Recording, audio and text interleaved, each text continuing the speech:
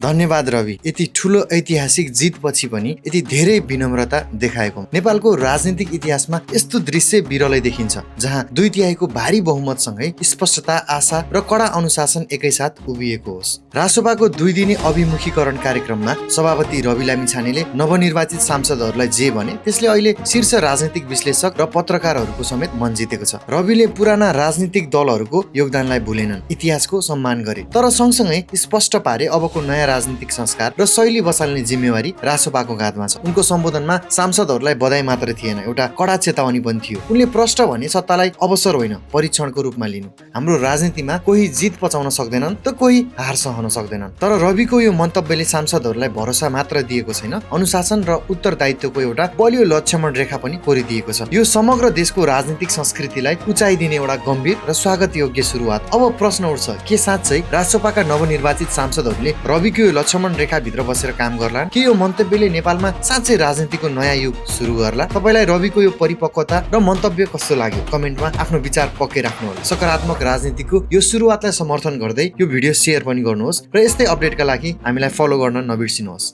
धन्यवाद।